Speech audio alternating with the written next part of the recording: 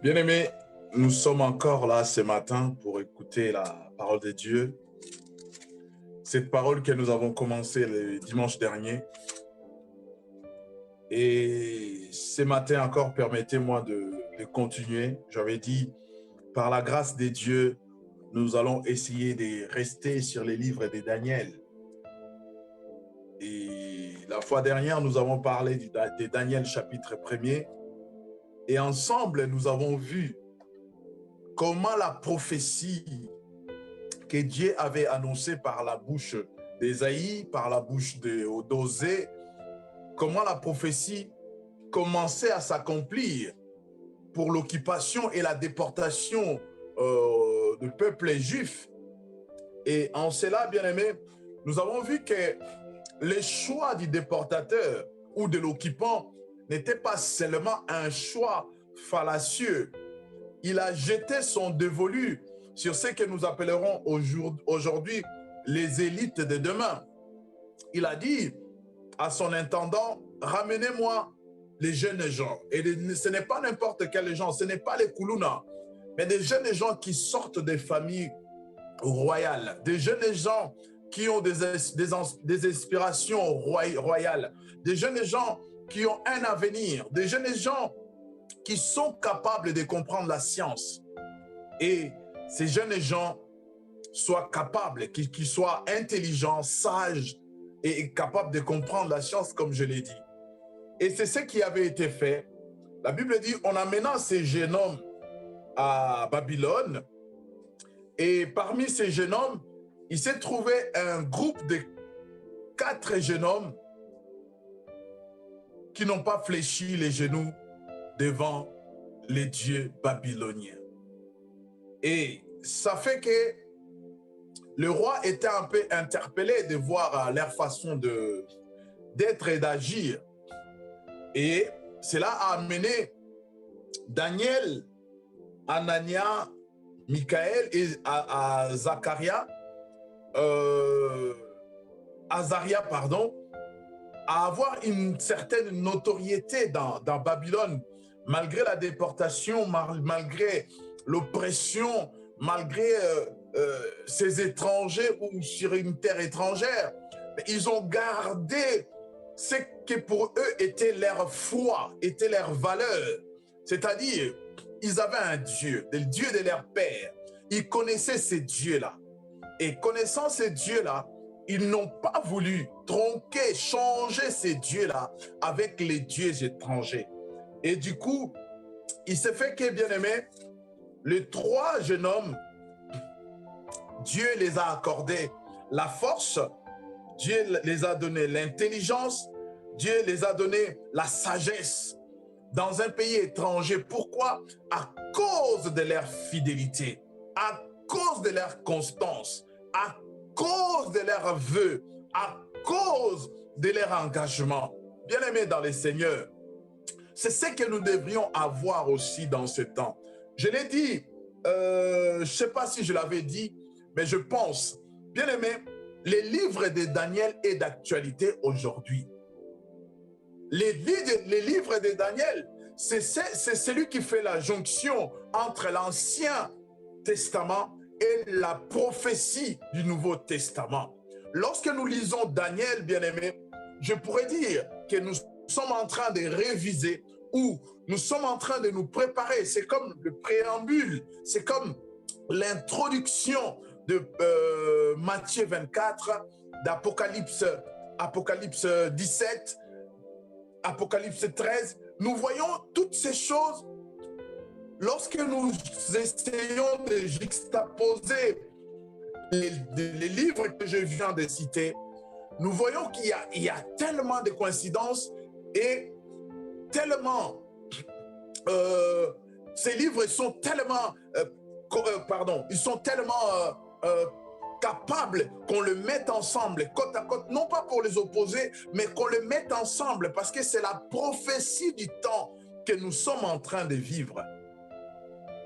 Et Daniel, dans Daniel chapitre 2, j'avais essayé de prélever quelques versets. Dans Daniel chapitre 2, bien-aimés, nous sommes en présence de ces jeunes hommes. nous sommes en présence toujours du roi Nabuchodonosor qui va faire un rêve. Et en faisant ses rêves, il se réveille le matin, pouf, du coup, il oublie tout ce qu'il avait rêvé. Il a fait un rêve et il a eu aussi une vision. Et il se réveille comme ça, il a tout oublié. Waouh!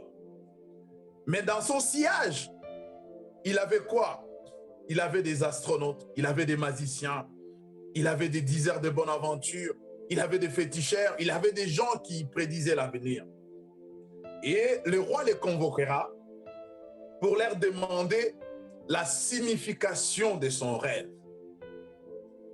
La lecture sera longue. Si je dis que nous allons lire tous les chapitres de Daniel, la lecture sera longue. Je vais seulement lire quelques versets qui vont vraiment nous intéresser. Je vous avais demandé, nous, de la Philadelphie, de réviser ces chapitres. Et permettez-moi de lire un peu pour nous donner l'aperçu de ce que nous allons partager ce matin. La seconde année du règne du roi Nabuchodonosor, Nabuchodonosor eut des rêves. Son esprit fit troubler et le sommeil le quitta. Le roi fit appeler les magiciens, les astrologues, les sorciers et les chaldéens pour faire connaître au roi ses rêves. Ils vinrent et se tinrent devant le roi. Le roi leur dit, « J'ai eu un rêve, mon esprit est troublé parce que je voudrais connaître ses rêves. » Les Chaldéens répondirent au roi.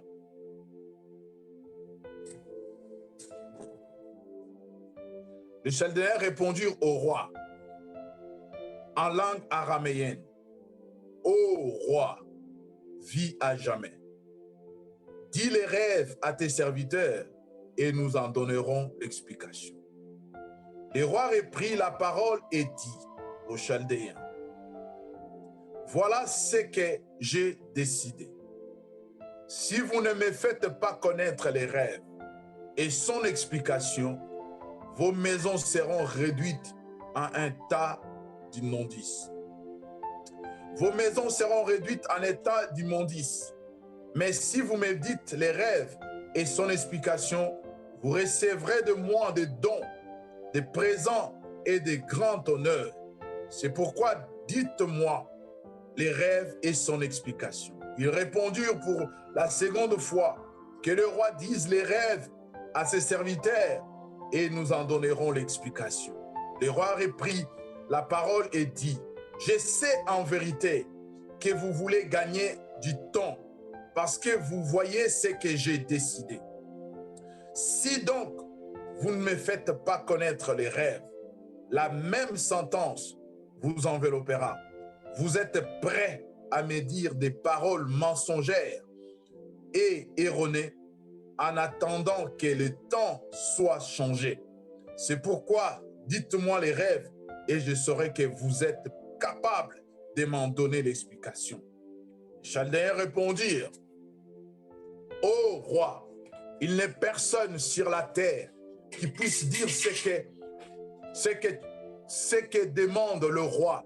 C'est pourquoi aucun roi grand et puissant n'a exigé une pareille chose d'aucun magicien, astrologue ou chaldéen. Ce que le roi demande est difficile. Il n'y a personne d'autre qui puisse le dire au roi, sinon les dieux, dont la demeure n'est pas parmi les êtres charnels. » Là-dessus, le roi s'est mis en colère et s'irrita violemment. Il ordonna de faire périr tous les sages de Babylone. Oh, la sentence fit publier, les sages allaient être mis à mort, et l'on chercha Daniel et ses compagnons pour les faire mettre à mort. Alors Daniel s'adressa d'une manière prudente et sensée à Arioch, chef des gardes du roi, qui était sorti pour mettre à mort les sages de Babylone. Il prit la parole et dit à Arioch, « commandant du roi, pourquoi la sentence du roi est-elle si sévère? Arioc exposa la chose à Daniel. Et Daniel s'est rendu vers le roi et les pria de lui accorder un délai pour donner au roi l'explication. Ensuite, Daniel alla dans sa maison et fit connaître cette affaire à Anania, à Michaël et à Azaria, ses compagnons, pour implorer la compassion de Dieu, des cieux, au sujet de ces mystères, afin qu'on ne fasse pas périr Daniel et ses compagnons avec les restes des sages de Babylone. Alors, les mystères furent révélés à Daniel dans une vision pendant la nuit et Daniel bénit les dieux des cieux. Daniel prit la parole et dit, béni soit les dieux, béni soit le nom de Dieu d'éternité en éternité. À lui appartiennent la sagesse et la force. C'est lui qui change le temps et les circonstances, qui renverse le roi et qui établit le roi, qui donne la sagesse aux sages et la science à ceux qui ont de l'intelligence. C'est lui qui révèle ce qui est profond et caché, qui connaît ce qui est dans les ténèbres, et la lumière demeure avec lui. Dieu de mes pères, je te célèbre et je te loue pour la sagesse et la force que tu m'as donnée, car tu m'as fait connaître ce que nous t'avons demandé et tu nous as fait connaître ce qui concerne le roi. Après cela, Daniel s'est rendu auprès d'Arioc, à qui le roi avait ordonné de faire périr les sages de Babylone. Il alla lui parla ainsi, ne faites pas périr les sages de Babylone, conduis-moi devant le roi et je donnerai au roi l'explication. Arioc conduisit promptement Daniel devant le roi et lui parla ainsi. J'ai trouvé parmi les déportés de Juda un homme qui donnera l'explication au roi. Le roi prit la parole et dit à Daniel, qu'on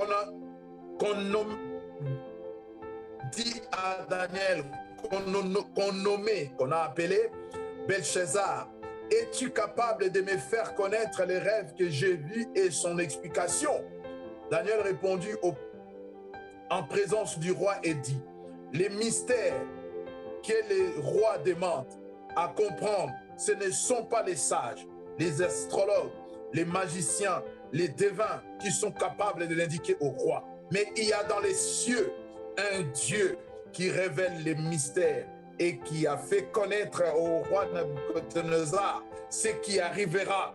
Retenez bien, qui a fait connaître au roi Nabuchodonosor ce qui arrivera dans la suite de temps. Notez bien cette phrase. Il fait connaître au roi Nabuchodonosor ce qui arrivera dans la suite de temps. Tant que le monde n'est pas arrêté, nous sommes dans la suite de temps. Et Dieu va faire connaître à Nabuchodonosor ce qui arrivera dans la suite des temps. Mais il y a dans les cieux, dans la suite des temps, voici ton rêve et la vision que tu as eue dans ton lit.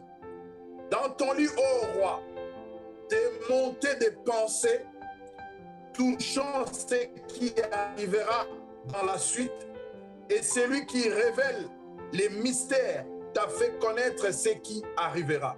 Si ce mystère m'a été révélé, ce n'est pas qu'il y ait en moi une sagesse supérieure à celle de tous les vivants, mais c'est enfin que l'explication soit donnée au roi et que tu connaisses les pensées de ton cœur. Ô roi, tu as eu une vision, celle d'une grande statue. Cette statue était immense et d'une splendeur extraordinaire. Elle était debout devant toi et son aspect était terrible. La tête de cette statue était d'or pur. Sa poitrine et ses bras étaient d'argent. Notez toutes ces choses, s'il vous plaît. Là, nous sommes vraiment dans la prophétie. Nous sommes dans la prophétie. La Bible dit, la tête de cette statue était d'or pur. Sa poitrine et ses bras étaient d'argent. Son ventre et ses cuisses étaient de bronze.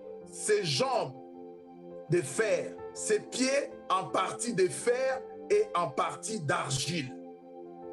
Tu regardais lorsqu'une pierre s'est détachée sans le secours d'une main, frappa les pieds de fer et d'argile de la statue et les réduit en poussière. Alors, les fers, l'argile, le bronze, l'argent et l'or furent pulvérisés ensemble et devinrent comme la balle qui s'échappe d'une aire en été.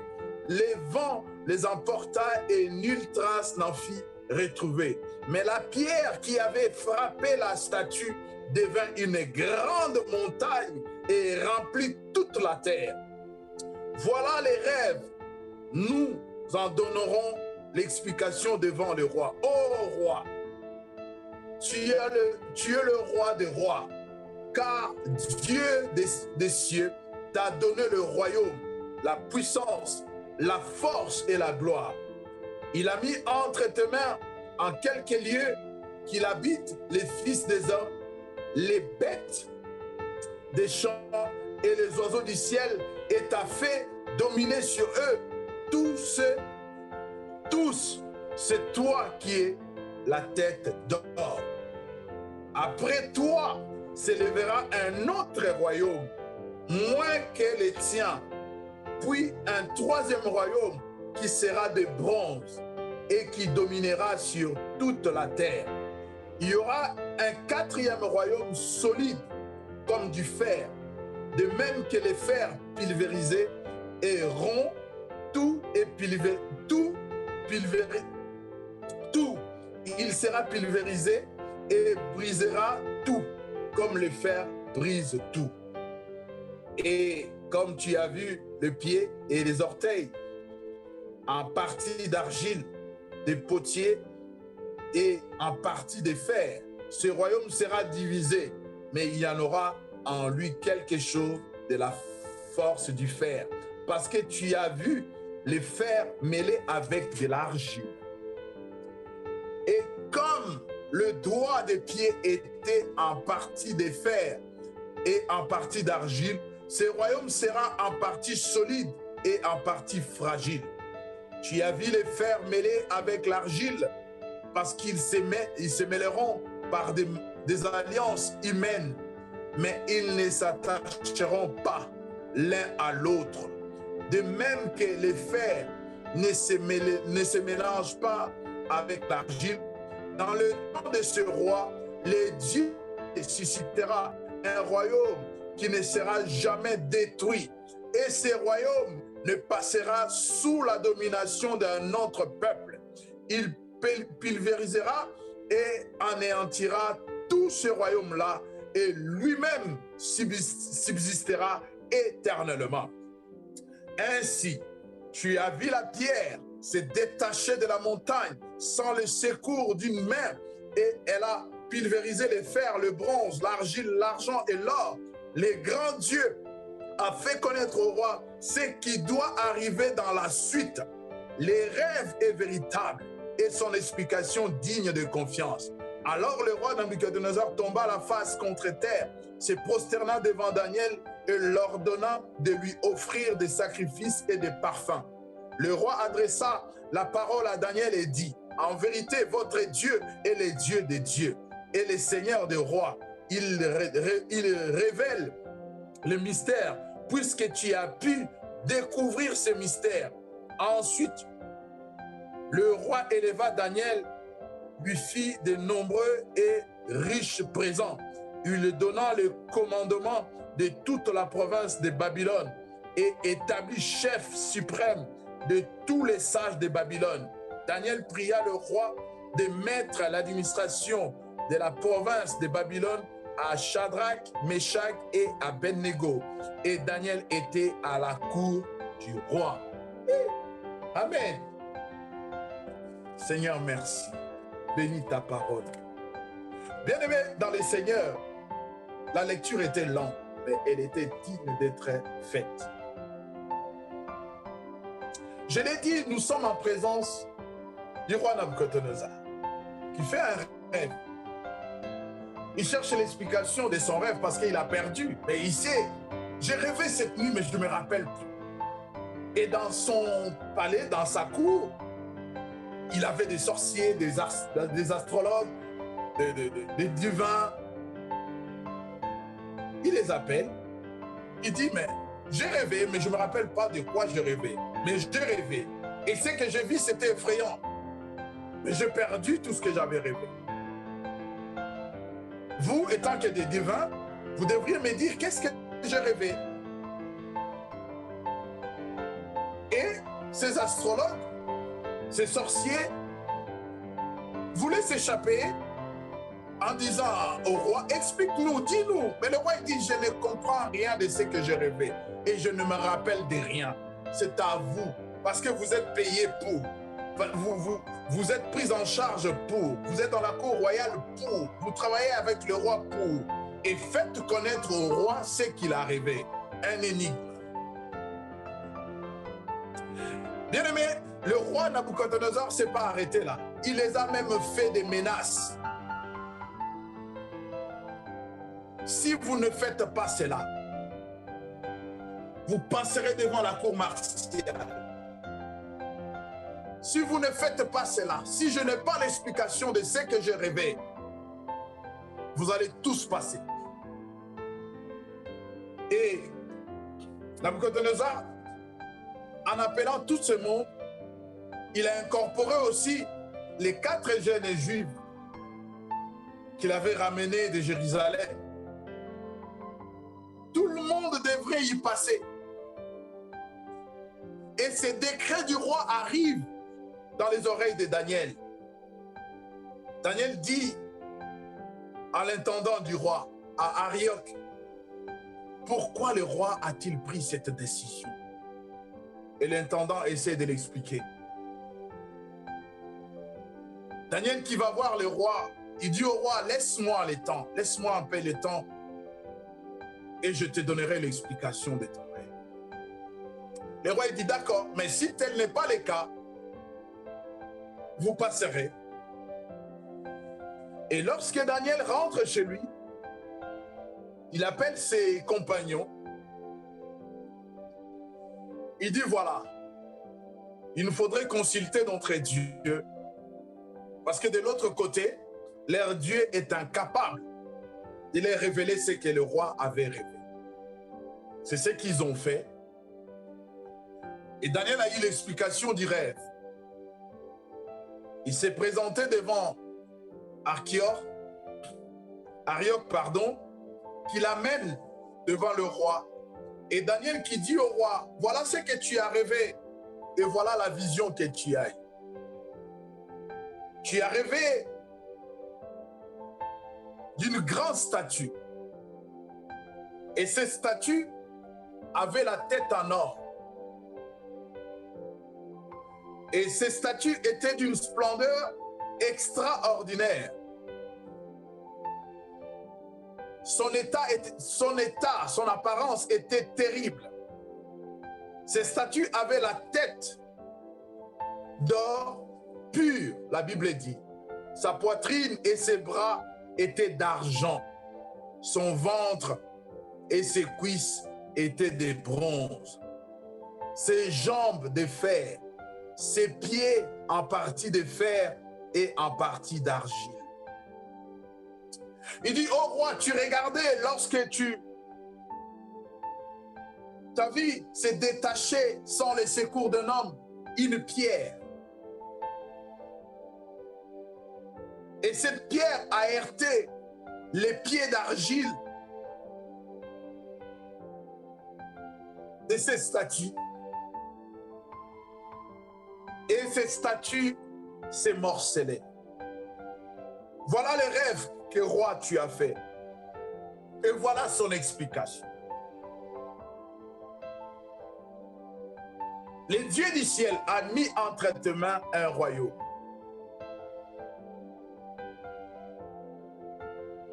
Cette tête d'or que tu as vue, c'est toi le roi. Après toi s'élèvera un autre royaume, moins que les tiens. Puis un troisième royaume qui sera de bronze et qui dominera sur toute la terre. Il y aura un quatrième royaume solide comme du fer, de même que les fers pulvérisent et rompt tout, il pulvérisera et brisera tout comme les fers brisent. brise tout. Et comme tu as vu les pieds et les orteils en partie d'argile, des potiers et en partie de fer, ce royaume sera divisé, mais il y aura en lui quelque chose de la force du fer, parce que tu as vu les fers mêlés avec de l'argile. Tu as vu les fers mêlés avec de l'argile parce qu'ils se mêleront par des alliances humaines. Dans le temps de ce roi, Dieu des cieux suscitera un royaume qui ne sera jamais détruit. Ainsi, tu as vu la pierre se détacher de la montagne. Bien-aimés dans les Seigneurs, la fois dernière, nous avons parlé de la fidélité. Il y a 3 personnes dans la Bible que Dieu a agi ainsi par l'explication des rêves. Vous vous rappellerez de Joseph, lorsqu'il arrive dans la maison de Potiphar, la femme de Potiphar qui tombe amoureuse de lui. Mais Joseph reste fidèle à Dieu. La Bible dit, cette femme l'a forcé. Mais ce jeune homme a pris la fuite en laissant sa tunique.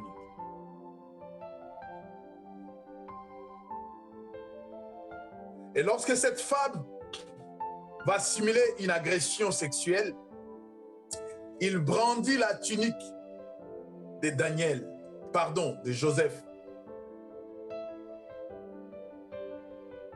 Et Joseph lui racontera son histoire. Personne ne lui croira parce que les preuves étaient là. Il était dans la maison de Potiphar. Ils étaient seuls. Et pour l'accabler encore, la dame, elle avait gardé sa tunique. Et Joseph est resté fidèle. Malgré sa réputation, malgré sa renommée, malgré sa personnalité, qu'on avait pris, qu'on avait bafoué, exposé, ce jeune homme est resté fidèle. Et Dieu, dans sa fidélité, il a agi dans sa vie pour confondre ses ennemis. Car il est écrit dans ma Bible, Dieu ne répond pas aux pécheurs. Dieu n'entend pas la prière des pécheurs. C'est une abomination dans ses oreilles. Et ce jeune homme dans la prison, il a eu l'explication qu'avait fait Pharaon. De même, bien-aimés, ces jeunes hommes, ces 3 jeunes hommes, ils sont en déportation. D'ailleurs, vous verrez, lorsque vous lisez le début du chapitre 1er, vous verrez même les décrets a été écrit en araméen. Le livre de Daniel, je crois jusqu'à Daniel 7 ou 8, le livre de Daniel a été écrit en araméen parce que le peuple était en déportation. Ils étaient dans un pays étranger, dans une terre étrangère. Mais ce qui lui restait à eux, ce qu'ils ont gardé, ils ont gardé seulement les dieux de leur père. Et ils sont restés fidèles aux dieux de leur père. Et à cause de cette fidélité, les dieux de leur père se souvenaient d'eux. Il leur a donné la sagesse, l'intelligence et la science. Et lorsque le roi décrète, lorsque le roi signe cette ordonnance, il fallait que tout le monde y passe. Si jamais il avait l'explication de ses rêves, de cette vision, la solution est venue de Daniel, parce que Daniel avait un Dieu qui était différent de celui des Babyloniens. Et Daniel, il dit, ô roi, Dieu t'a montré les choses qui vont s'accomplir dans la suite des temps. Bien-aimé, il n'y a rien de nouveau sous le soleil. Je ne vous interdis pas d'aller fouiller des prophéties, des nananides sur Internet, non. La vraie prophétie, ineffable et infaillible, c'est la parole de Dieu. La Bible déclare, tout ce qui est Dieu a révélé est pour l'homme, et tout ce qui est caché est pour Dieu. Mais nous cherchons des fois des choses cachées. Mais si c'est pour Dieu, bien-aimé, nous ne le verrons pas, c'est pour Dieu. Daniel donne l'explication au roi Nabuchodonosor. Il dit, Dieu t'a donné le royaume. Tu règnes aujourd'hui, mais après toi, il y aura succession des royaumes.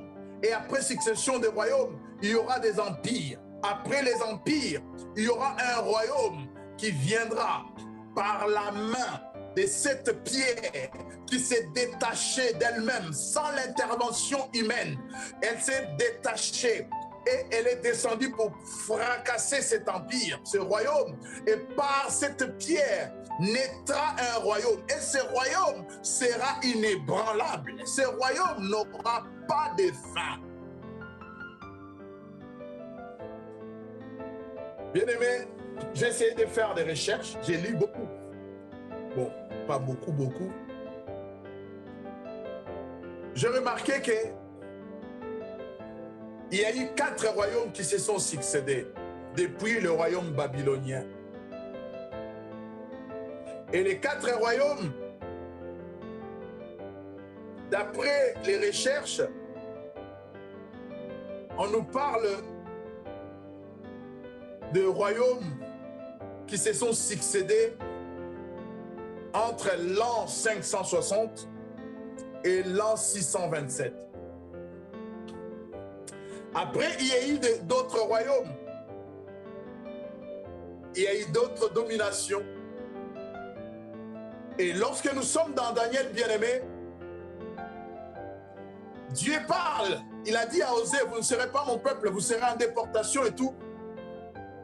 Nous voyons que dans cette période que je venais de dire, la terre d'Israël a été foulée par la succession des royaumes et des puissances mondiales. Il y a eu des Perses et des Médès, il y a eu des royaumes, il y a eu des royaumes le romain, il y a eu des Britanniques, il y a eu beaucoup de royaumes et des empires qui ont foulé la terre d'Israël. Et après, Israël s'est éparpillé, ils ont retrouvé leur souveraineté 25 siècles après, dans les années 1967, après la guerre des 6 jours. Et cet événement, c'est une folie. Et ce qui s'est passé, c'est une folie, bien-aimé. Israël, je dirais, c'est un enclave. Israël est entouré de pays islamiques. Mais lorsque nous lisons, voire même, bien aimé, parmi les empires qui ont foulé ou qui ont dominé sur Israël, il y a l'empire égyptien aussi. L'Égypte aussi a dominé sur Israël. Et lorsque nous voyons toutes ces choses, en 1967, après la guerre des 6 jours, Israël qui soit reconnu encore comme une nation, avec une terre, parce que la prophétie devrait s'accomplir. La Bible dit dans les livres de Zacharie que le Seigneur posera ses pieds sur le mont des Oliviers. Et Jérusalem sera reconnue comme la capitale d'Israël. Bien aimé, c'est une parenthèse que je vais fermer vite. C'est l'une des raisons qui a fait qu'on fasse partir Trump comme il est parti. Parce qu'il a reconnu Jérusalem comme la capitale d'Israël. Ce monsieur-là, bien aimé, je ne connais pas sa foi, je ne connais pas son état d'âme, je ne connais pas sa profession. Comme Nabuchodonosor, Dieu a utilisé cet homme pour qu'il reconnaisse Jérusalem comme la capitale d'Israël. Et Nabuchodonosor, ce n'est pas Daniel, ce n'est pas un homme de Dieu, un prophète qui a eu la prophétie de ces choses, de ce que nous sommes en train de vivre même aujourd'hui. Ce n'est pas un enfant de Dieu. L'explication est venue d'un enfant de Dieu, mais ce n'est pas un enfant de Dieu qui a eu ses rêves. Dieu peut utiliser qui il le veut, surtout lorsque son peuple est dans la distraction. Et je disais, Israël est reconnu comme un État. Et, bien aimé, la domination romaine a pris fin. Et aujourd'hui, nous sommes à l'époque, nous sommes au temps de puissances comme l'Union européenne, comme les États-Unis, comme la Chine, comme la Russie. Et la Bible dit, il naîtra encore un royaume. Et lorsque vous voyez même la statue, sa composition est tellement compliquée. Il y a des matières qui ne se mettent pas ensemble. Mais ces statues étaient formées de ces matières, pardon. Et lorsque la Bible dit, ces statues, à la fin, ses pieds, ses orteils sont d'argile et de fer. Et lorsque la pierre tombe, brise et fracasse tout, ces royaumes, ces statues s'éparpillent. Et la Bible dit, ces royaumes seront liés par des alliances humaines. Bien aimé, c'est ce que nous voyons aujourd'hui. La prophétie, la vision dont a vu Jean dans l'île de Patmos, dans Apocalypse 17, pardon. Daniel l'a vu. Pardon, Nabuchodonosor l'a vu et Daniel l'a expliqué vers l'an 600, vers l'an 500. C'est quelque chose qui ne date pas d'aujourd'hui. Et aujourd'hui, bien-aimés, nous voyons que l'accomplissement de ce qui avait été dit, Daniel dit, dans ce qui va s'accomplir dans la suite des temps. Et lorsque nous sommes dans la suite des temps, nous voyons, bien-aimés, nous voyons dans la suite des temps ce que Daniel avait prophétisé. Et le royaume que j'ai cité, ce n'était pas des petits royaumes, c'était des royaumes puissants. Les Perses et les Médès, lorsqu'ils massacraient, lorsqu'ils récupéraient des nations, lorsqu'ils détruisaient des peuples,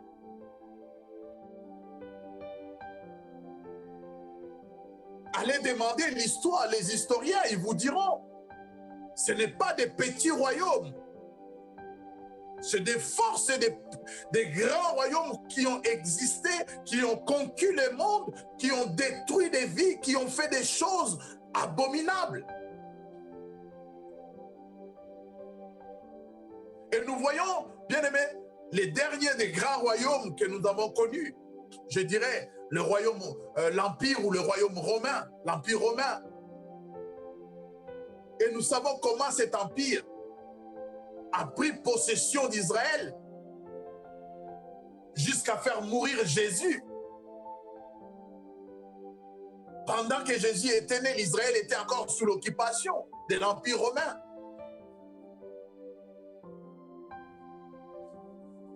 Et Dieu dit à ses rois, ces choses vont s'accomplir dans la suite des temps. Qu'est-ce qui va s'accomplir dans la suite des temps? Et dans la suite des temps, il y aura une pierre. Et cette pierre va se détacher sans l'intervention humaine. Et cette pierre, vous connaissez l'histoire de cette pierre. Je ne parle pas au bébé spirituel. Vous connaissez l'histoire de cette pierre.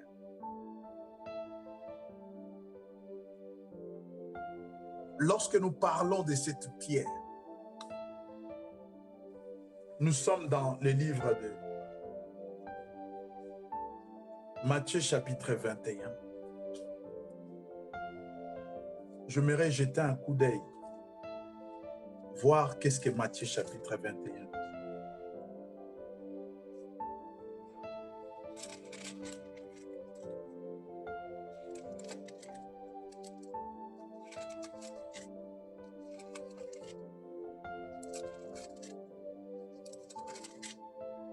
Matthieu 21, verset 44.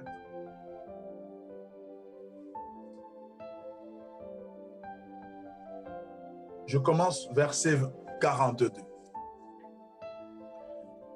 Jésus leur dit, n'avez-vous jamais lu dans les Écritures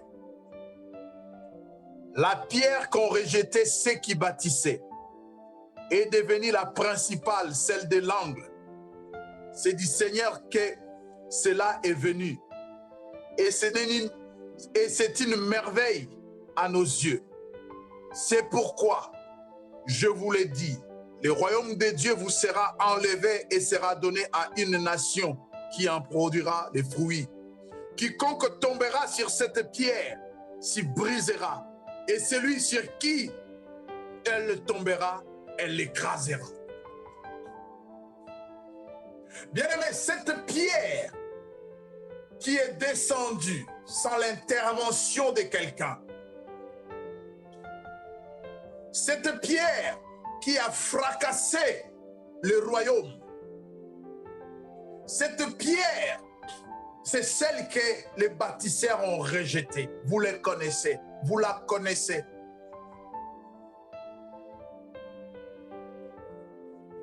La pierre qu'ont rejetée les bâtisseurs est devenue celle de l'angle. Et cette pierre, c'est Jésus-Christ de Nazareth. Cette pierre, c'est le Fils de Dieu venu en chair. Cette pierre, c'est celui qui est venu mettre un point pour l'accomplissement de la prophétie. Et que c'est lui qui est venu pour constituer. La Bible dit dans Apocalypse, il a fait de nous un royaume et des sacrificateurs. Et dans ce que nous avons lu dans Daniel, la Bible dit ceci, que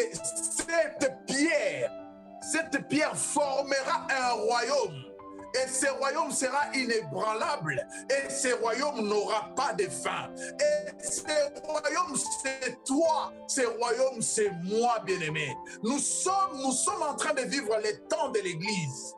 Et les temps de l'accomplissement de la prophétie, bien-aimé.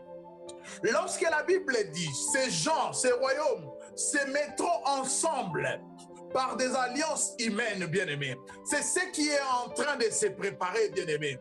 Ils seront ensemble. Comme le fer ne peut pas se mélanger avec l'argile, la chrétienté ne peut pas se mélanger avec l'islamisme. L'islamisme ne peut pas se mélanger avec le bouddhisme. Le bouddhisme ne peut pas se mélanger avec le confucianisme. Cela fait qu'il y a un Sangisa. Il y a un mélange hétérogène qu'on ne peut pas les mettre ensemble. Et ce qui fait qu'aujourd'hui, bien-aimés, on nous parle de l'écuménisme. Au nom de la paix que viendra vendre l'homme du péché, l'homme de l'iniquité, l'impie, l'antichrist, toutes ces corporations, toutes ces dénominations se mettront ensemble au nom de la paix. L'Union européenne, la Chine, les États-Unis, l'Afrique, ils se mettront ensemble au nom de la paix. Et la Bible dit, lorsque les hommes diront paix et sûreté, c'est alors qu'une ruine soudaine, c'est alors que la pierre qu'a vu Nabucodonosor se détachera pour écraser cet empire, pour écraser ces désordres et pour établir son royaume. Et la Bible souligne, son royaume sera éternel. Son royaume n'aura pas de fin. Le royaume que formera cette pierre n'aura pas de fin. N'aura pas de fin. Enfant de Dieu, qu'est-ce que tu attends de Dieu? Qu'attends-tu? Quelle promesse attends-tu de Dieu? Le roi Nabucodonosor a vu, il n'a pas compris. Il a même perdu la vision et les rêves. Et lorsque Daniel explique ces choses, bien-aimés, je ne cesse de vous le dire, c'est vers l'an 500. Mais l'accomplissement et la fin de tout ce royaume, bien-aimé, nous l'avons vu. Aujourd'hui, nous avons des écrits. Aujourd'hui, nous avons des livres qui sont écrits par rapport à tous ces royaumes, comment ces royaumes sont finis. Je vous dis, allez lire. Moi, je l'ai appris un peu à l'histoire, les royaumes de Perse, la Mésopotamie, tout cela. Combien les Turcs d'aujourd'hui, combien les Turcs ont massacré, combien ils ont été puissants à l'époque. Allez lire, vous verrez. Mais Dieu avait prédit la fin de ces royaumes de Perse et de Médès. Et ces royaumes ont effectivement pris fin parce que c'était ainsi dit l'Éternel. Et la seule chose qui nous reste à l'heure actuelle, bien-aimés, c'est ce que la Bible dit. La Bible dit dans Daniel 2,32, la tête de cette statue était d'or pur. Il énumère tout. Et c'est ce que la Bible dit ici, dans Daniel 40, à partir du 43. Tu as vu les fer mêlés avec l'argile, parce qu'ils se mêleront par des alliances humaines, mais ils ne s'attacheront pas l'un à l'autre. De même que le fer ne se mélange pas avec l'argile. Ils se mettront ensemble, mais chacun aura ses intérêts, chacun aura ses priorités, et ils feront semblant d'être ensemble. Mais au fond, chacun aura ses priorités. Dans le temps de ces rois, le Dieu des cieux suscitera un royaume qui ne sera jamais détruit. Ce royaume bien-aimé, c'est ce que la Bible dit dans Apocalypse 9. Il a fait de nous un royaume et des sacrificateurs. Le Dieu du ciel suscitera un royaume qui ne passera pas sous la domination d'un autre peuple. Il pulvérisera et anéantira tout le royaume. Tout le royaume là, et lui-même subsistera éternellement.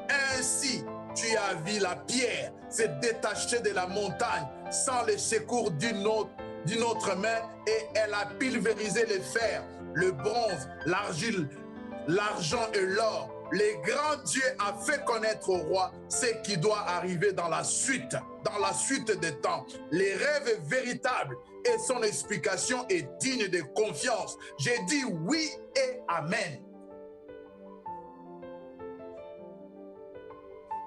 Bien-aimé, le monde se prépare à l'arrivée de l'Antichrist. Parce que les faux prophètes sont déjà là. La bête qui sortira de la mer, c'est pour bientôt. Celui qui se nommera Dieu, qui prendra la place de Dieu, c'est pour bientôt. Lorsque vous direz que le monde est ingérable, il nous faudrait nous mettre ensemble. L'union sacrée, nous mettre ensemble. Ils viennent, mais chacun a ses ambitions, chacun a son cahier des charges. C'est de l'hypocrisie, c'est ce que la Bible dit. Ils ne pourront jamais se mettre ensemble. Ce qui va nous mettre ensemble, c'est l'amour de la patrie, c'est l'amour de l'Église, c'est l'amour entre nous, l'amour de l'être humain. Lorsque nous avons des calendriers cachés, nous avons des intérêts cachés, bien-aimés, quoi qu'on va se mettre ensemble, quoi qu'on va chanter l'unité, ça ne sera que des façades. Mais au plus profond de nous, comme Dieu voit les cœurs, il verra que nous sommes séparés. Il verra que nous sommes séparés. Enfants de Dieu, à nous les prophètes. Elle est où la prophétie du temps de la fin? Elle est là, la prophétie du temps de la fin. Église la Philadelphie, ne soyez pas distraite. Ne soyez pas distraite. Ces choses ont été écrites il y a des milliers d'années. Mais lorsque nous voyons des choses, lorsque nous lisons l'histoire, bien-aimés, c'est ce que j'avais dit. Comme dans Matthieu 24, la plupart de tout ce que Jésus avait dit, plupart de tout ce que Daniel a dit, ça s'est déjà accompli. Il nous reste seulement peu de choses. Il nous reste seulement peu de choses. Et lorsque ces choses arriveront, bien-aimés, peut-être que tu ne seras plus, peut-être que tu ne seras pas prêt, tu ne seras pas prête. Et c'est le moment de se préparer. C'est le moment de se lever. C'est le moment de se dire, quoi qu'il arrive, Jésus ou rien. Quoi qu'il en soit, que je perds tout sauf Jésus. Bien-aimé, la chose la plus importante que l'homme a, c'est la vie. Et je l'ai dit au début, la vie n'est pas un dû. La vie ne nous appartient pas. La vie est un don. Personne n'a demandé d'avoir la vie. Personne n'a demandé de naître. Mais Dieu nous a donné la vie. Et lorsque nous ouvrons nos fenêtres, est-ce que nous voyons que la neige? Lorsque nous regardons à l'extérieur, est-ce que nous contemplons que la nature? Nous ne nous disons pas qu'étant qu'enfants de Dieu, que cette nature, ces neiges sont appelées à passer un jour. Ces choses passeront. Ces choses, nous allons les laisser. Nous avons un avenir. Nous avons une promesse. Cette promesse, c'est la félicité. Cette promesse, c'est avec le roi de gloire. Cette promesse, c'est cette pierre-là qui s'est détachée. La pierre qu'ont rejetée les bâtisseurs. Celle qui est devenue la principale des langues. La pierre qu'ont rejetée les bâtisseurs, bien-aimés. Peut-être que tu vas m'écouter. Toi aussi, tu as rejeté cette pierre. Mais dis-toi, tu es en péril. Aucune maison, aucun immeuble ne peut tenir sans les angles. Enlevez toutes les pierres des angles dans vos maisons. Pendant que je suis en train de parler, enlevez-les seulement. Pensez seulement s'il n'y avait pas les angles. Cette jointure, s'il n'y en avait pas, quelles seraient vos maisons? Est-ce qu'il faudrait qu'il y ait le vent pour que vos maisons s'écroulent? Non. Juste le fait de monter, d'essayer de mettre le toit, les murs vont s'écartiler, vont s'écarter et tomber en lambeaux. Parce que quoi? Il n'y a pas la jointure, il n'y a pas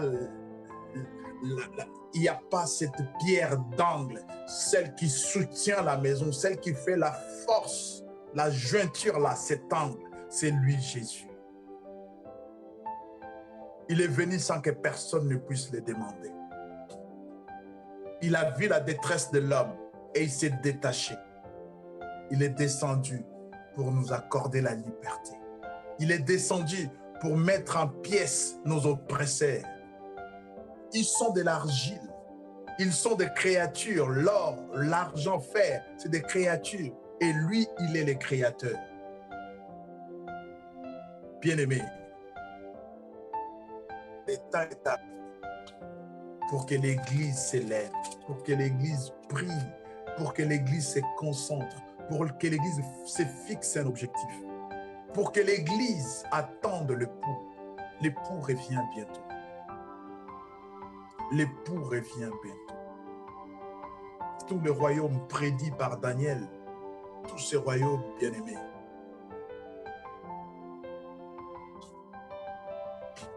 tous ces royaumes, même le royaume britannique que nous voyons aujourd'hui, bien-aimés, le royaume britannique a perdu tout ça. Vous imaginez, le royaume britannique était jusqu'à en Chine, Hong Kong, en Chine, aux États-Unis, l'Amérique, c'est habité par les Britanniques. Mais aujourd'hui, c'est un île, c'est resté comme ça. Et lorsque vous lisez la parole de Dieu, bien-aimé, demandez l'inspiration pour comprendre les choses. Dieu révèle les choses, ces choses à celles et ceux qui veulent les comprendre, qui veulent la révélation. Et la Bible dit qu'il n'y a aucune prophétie qui soit l'objet d'une interprétation particulière. Toute prophétie doit se concilier avec la parole. la prophétie par excellence, bien-aimé, moi j'aime la parole parce qu'elle ne ment jamais. La parole n'avait pas été transportée dans la vision, non. La parole a été inspirée. La parole a été inspirée. Et lorsque nous la lisons comme une inspiration, elle devient une vie. Bien-aimé, tout ce que l'homme est en train de construire passera. Toutes les stratégies de l'homme passeront. Bientôt, bientôt la sonnette, la trompette sonnera. Bientôt l'église ne sera plus. Ce royaume dont a parlé Daniel, ce royaume qui est dit dans Apocalypse, c'est toi, c'est moi. C'est toi et moi qui constituerons ce royaume. Et le Seigneur compte sur nous. Le thème de mon message ce matin, comprends-tu ce que tu vois? Comprends-tu ce que tu vois? Est-ce que tu comprends les temps par lesquels nous sommes en train de passer? Tu comprends ces temps par lesquels nous sommes en train de vivre? Dans lesquels nous vivons, est-ce que tu comprends ces temps? Où tu le vis comme tout le monde? Comme une routine. Demain, c'est le travail, l'école. Demain, est-ce que comprends-tu ce que tu vis? Comprends-tu la prophétie? Mettez les thèmes. Comprends-tu la prophétie? Comprends-tu la prophétie? Vous donnez du crédit aux prophéties que les hommes et les femmes donnent. Je ne suis pas contre, mais la prophétie par excellence, selon la prophétie par excellence, bien-aimés, les temps ne sont plus, les temps nous sont comptés. Jérusalem est reconnue la capitale d'Israël par la première puissance mondiale. Que tu le veuilles ou pas, bien-aimé, c'est reconnu et ça reste comme ça. Et les choses qui vont venir dans les jours, dans le mois, dans les semaines, dans les années à venir, bien-aimé, ça va bouleverser les mondes. Ce n'est pas du coronavirus. Ce n'est pas les choses qui vont venir, bien-aimé. Le Seigneur va nous passer dans son tamis. Et ceux qui vont tomber, vont tomber. Ceux qui vont rester, vont rester. Mais dites-vous, bien-aimés, j'aime une chose, un verset dans la Bible qui dit « Rachetez les temps, car les jours sont mauvais. » Ces versets avaient été dit, toi et moi, on n'était même pas dans les pensées de nos ancêtres. Cette parole avait été dite. Rachetez les temps. Nous ne savons pas comment à cette époque les temps étaient mauvais. Mais à mon avis, ça pourrait ressembler à notre temps aujourd'hui, ou voire même pire. Notre temps est pire, notre époque est pire que ces temps-là. Mais une chose est certaine, la grâce est encore disponible. Que Dieu vous bénisse. Baissons nos têtes dans la prière.